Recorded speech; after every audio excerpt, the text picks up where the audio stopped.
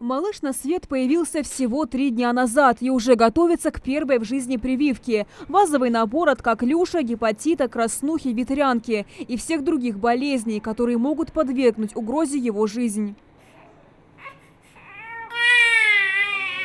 Несколько секунд терпения, и все, малыш готов постигать новый мир, но теперь уже с крепким иммунитетом, не боясь вирусов и бактерий. Правда, вот таких детей с каждым годом в Ингушетии становится гораздо меньше. Статистика показывает, за последние 3 года количество родителей-отказников от прививок резко возросло. Из года в год падает этот охват новорожденных детей вакцинации. В роддоме после рождения только ребенка ему проводится вакцинация против 2 инфекций. Это против туберкулеза и против гепатита Б.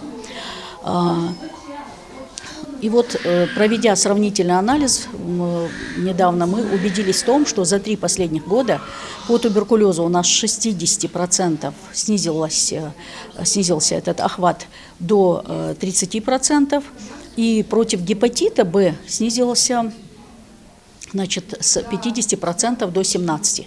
Это просто катастрофическая ситуация.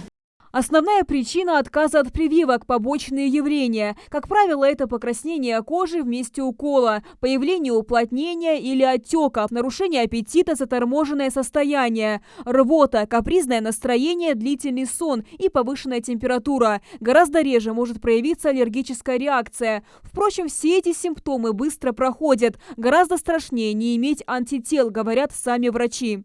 Вот, допустим, возьмем очень грозную инфекцию, такую как дифтерия. Сама дифтерия может давать летальный исход. При обычных формах, значит, 1 случай на 20 заболевших.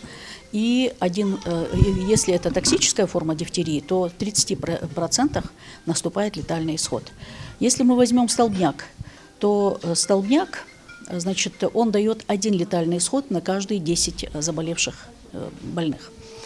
А если мы сопоставим это со статистикой поствакцинальных осложнений, то там, в общем-то, случаи осложнений практически они настолько единичны.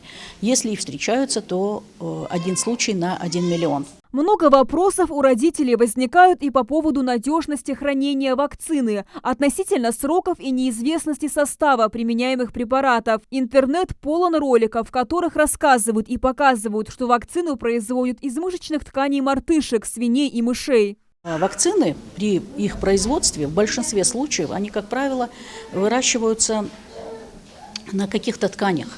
Ну, допустим, если мы возьмем ту же вакцину против гепатита Б, она изготавливается на хлебопекарных дрожжах, то есть развивается вирус, размножается на хлебопекарных дрожжах и добавляется гидроксид алюминия. Иногда вот редко очень появляется на месте вакцинации из-за гидроксида алюминия, может быть легкое покраснение, небольшой отек, проходящий через 2-3 дня.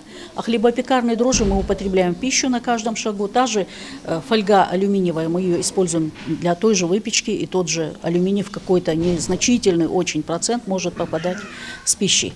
Поэтому это самое.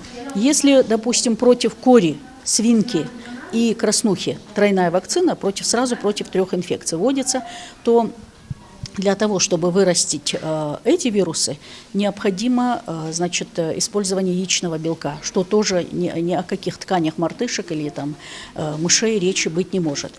С религиозной точки зрения вакцинация также не имеет противопоказаний. Не считаются прививки запретными. То есть человек, если хочет сделать прививку своему ребенку, он может сделать.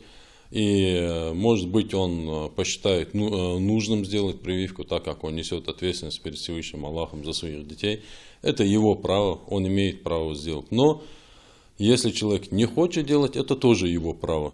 Вакцинация, конечно, не гарантирует защиту от вирусов на все 100%, но позволяет значительно снизить риск заболевания у детей с 1-го года жизни. Ведь чем младше ребенок, тем слабее его иммунитет. Если малыш все-таки заболеет, то благодаря прививке недуг протекает в более легкой форме. Но прежде чем сделать укол, пациента необходимо осмотреть и убедиться в отсутствии у него противопоказаний к вакцине. К примеру, беременным женщинам прививаться от гриппа можно в 1-й триместр, чтобы не подвергать риску риску здоровья малыша. А вот от коронавируса вакцинировать детей до 18 лет и беременных женщин категорически запрещено.